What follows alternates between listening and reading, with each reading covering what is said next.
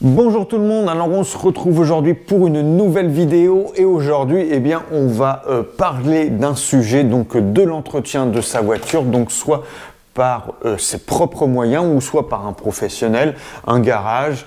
Bref, on va voir les avantages, les inconvénients de chacun, qu'est-ce qui est réalisable ou non, est-ce que ça vaut le coup. Bref, on va faire le tour de la question et ça c'est tout de suite maintenant. Alors, avant de continuer, je voulais vous poser une petite question histoire de faire un petit sondage, savoir qu'est-ce qui vous pousse, vous, à réaliser ou non votre propre entretien. N'hésitez pas à mettre en commentaire de la vidéo. Je me charge de faire un petit bilan, un petit compte rendu de toutes vos réponses pour savoir un petit peu la tendance. N'hésitez pas aussi à préciser pourquoi vous choisissez telle ou telle méthode. Et puis, j'essaierai de faire le petit bilan régulièrement. Je remettrai à jour suivant tous les commentaires qu'il y a. Allez, on passe à la suite. Le sujet qu'on va aborder est touffu, comme dans Harry Potter, donc on pourrait en parler pendant des heures et des heures. Bref, on va essayer de faire un petit condensé. Alors, on va venir aborder donc ce sujet, alors pour qu'il soit pas trop long et qu'il soit pas trop ennuyeux, on va venir le faire sous forme de match.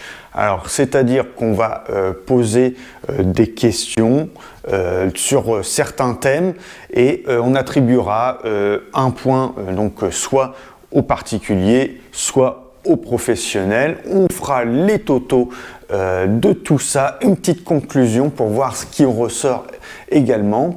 Et voilà, on va venir attaquer donc le match PP. C'est parti, round 1. Allez, premier point qu'on va venir aborder, c'est la main-d'œuvre. Alors, la main-d'œuvre, elle a un impact direct avec la facture du client. La main-d'œuvre, il y a une grande fourchette entre un petit indépendant qui va peu près avoir une main-d'œuvre à 50 € de l'heure. Ça peut monter jusqu'à 100, 120 € et ça peut encore monter suivant le type d'enseigne, le type de structure. Plus on monte en gamme au niveau de la marque et plus on va avoir évidemment des main-d'œuvre qui vont être élevées.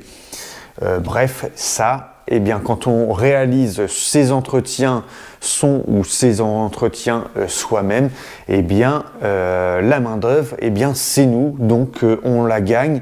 C'est toujours ça dans notre poche. Alors sur ce petit round, on va attribuer le point au particulier. Round 2. Deuxième point qu'on va venir aborder, ça va être le coût des pièces. Alors, les coûts des pièces, ça oscille pareil. Suivant le garage où on va, c'est plus ou moins cher et encore moins cher en tant que particulier qu'on va chercher les pièces donc sur internet, d'accord. On trouve un petit peu tous les écarts et il y a peut-être aussi des garages qui se font également une marge sur les pièces qui vient aussi augmenter la facture. Mais en attendant, la facture du client, elle grimpe, main d'œuvre, le coût des pièces, etc. Et donc voilà. Petite anecdote, il y a quelques temps, vous pouvez regarder sur une de mes vidéos, je cherchais un rétro pour une Volkswagen Passat qui était caché, enfin il n'était pas cassé esthétiquement mais qui ne marchait plus et donc je voulais la vendre pour qu'elle soit nickel. Je vais chez Volkswagen, je demande un devis pour juste la pièce, donc le rétro, j'en avais pour 500 €. Donc j'ai trouvé que c'était un peu cher. Du coup, j'ai cherché sur internet et donc le même rétro, la même référence, donc en neuf. Je précise bien en neuf, je l'ai payé à peu près 130 € avec la livraison. Donc j'ai passé à peu près 1h30, allez 2 heures en faisant la vidéo sur mon rétro. Mais comme quoi, on me propose 500 € d'un côté et au final je peux la trouver en neuf, pareil, à 130 €. Donc voilà, qu'est-ce qui explique ces différences de prix, ces écarts qui sont plus ou moins énormes? Bref, tout ça, ça vient gonfler la facture finale, sachant que je n'avais pas la pause, hein, j'en avais au moins pour 800 € pour faire remplacer mon rétro. Au final, ça m'a coûté à peu près 130 € et 2 heures. Donc voilà, donc ça peut être, ça pousse les gens à essayer de se débrouiller eux-mêmes et le faire soi-même, même si ça va être compliqué, on va galérer, bref. Donc là, pour ce round-là, on attribue le point également aux particuliers. Round 3.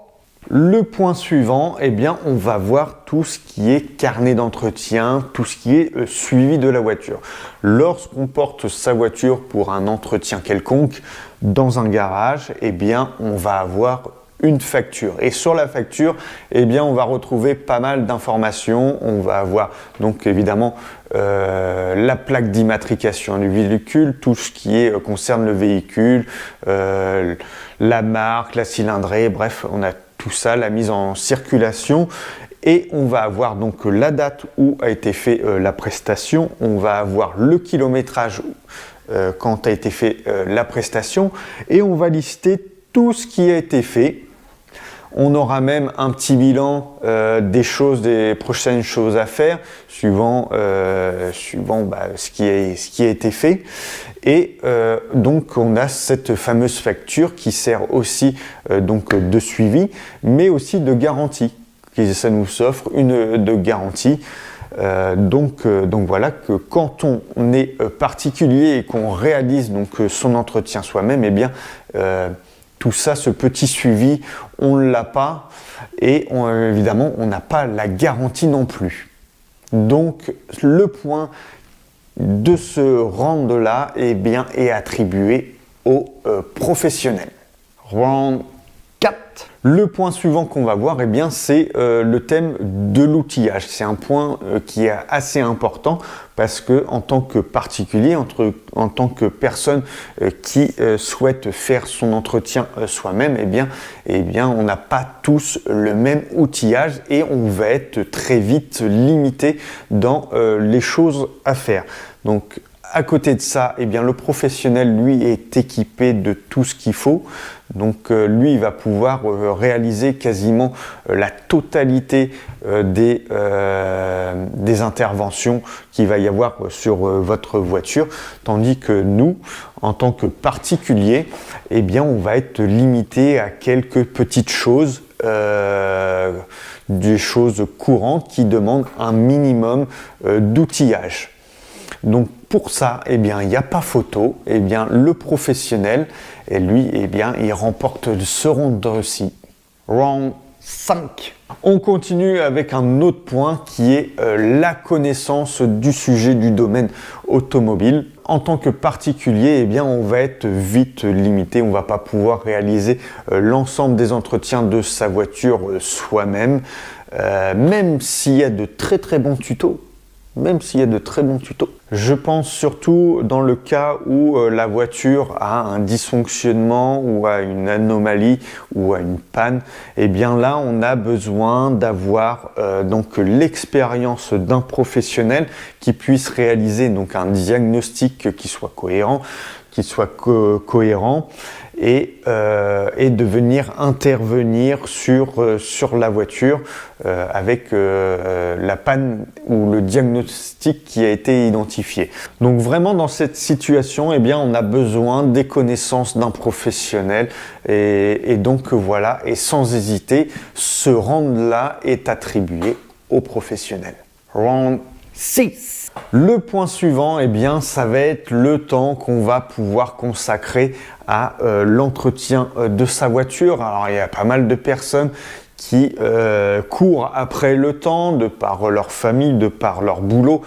Bref, c'est pas leur priorité la voiture et préfèrent déposer leur voiture dans un garage, peu importe le garage, mais ne veulent pas avoir à s'occuper de la voiture qui se comprend aussi pas mal. Pour ceux qui souhaitent quand même réaliser donc l'entretien de leur voiture eux-mêmes, eh bien vont passer quand même plus de temps qu'un professionnel, tout simplement parce que c'est pas leur boulot. Ils pratiquent pas ça tous les jours, ils n'ont pas forcément le même équipement. Bref, tout ça cumulé, eh bien va faire qu'on va passer plus de temps pour la même réalisation.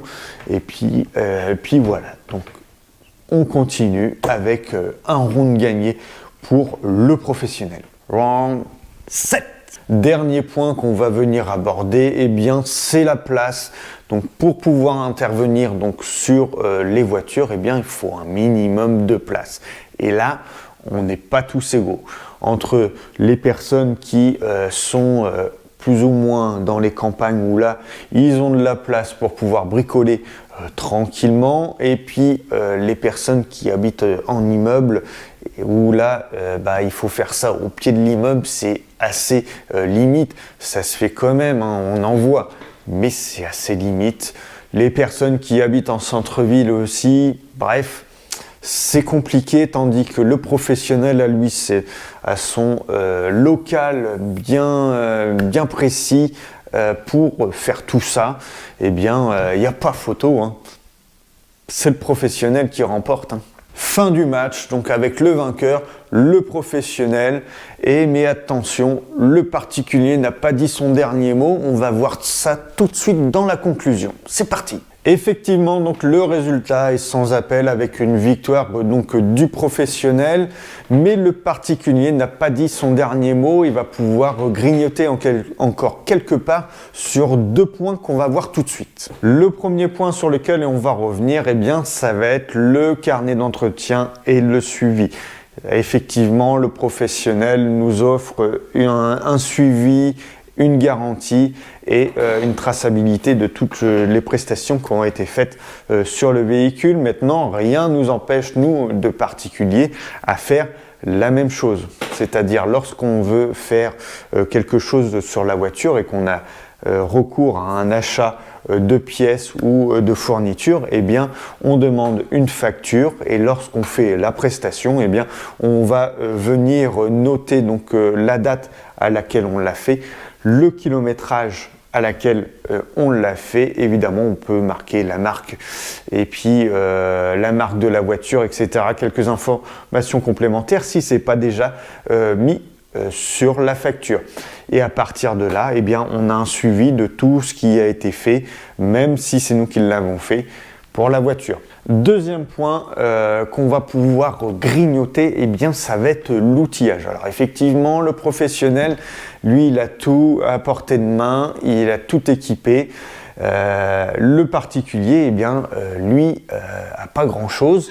Il va faire avec les moyens du bord, le système D comme on dit, mais ça n'empêche qu'il peut tout à fait investir dans un petit peu de matériel, donc sans rentrer dans les grosses machines ou autres, mais je pense surtout par exemple à une petite mallette, une mallette à outils avec des cliquets, des différentes douilles qu'on utilise beaucoup en mécanique.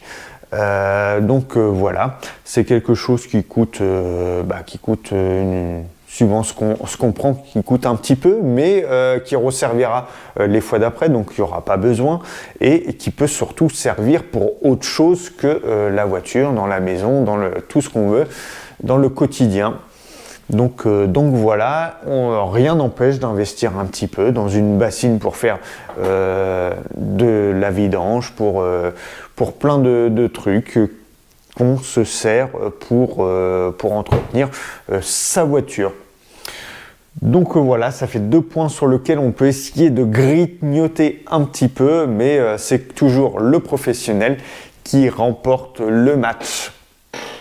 Allez, maintenant, on va passer à la conclusion, très important. En conclusion, donc, on s'aperçoit nettement que la première des motivations à réaliser donc son entretien soi-même, eh bien, c'est le coût de la prestation, la facture totale, et surtout d'autant plus en ce moment avec le contexte actuel où tous les prix sont en train de flamber, sauf les salaires.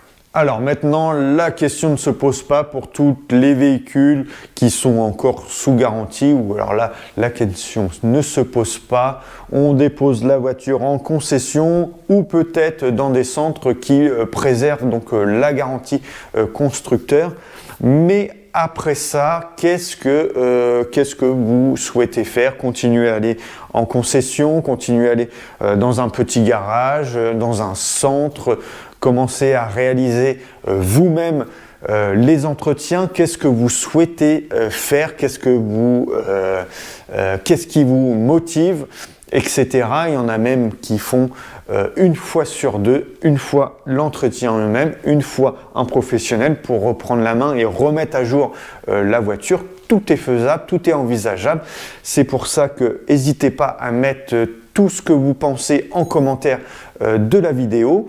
Et puis on va faire notre petit sondage, on va essayer d'affiner tout ça et je mettrai régulièrement à jour le petit sondage d'après vos commentaires. Voilà, la vidéo touche à sa fin. J'espère que le sujet va vous plaire.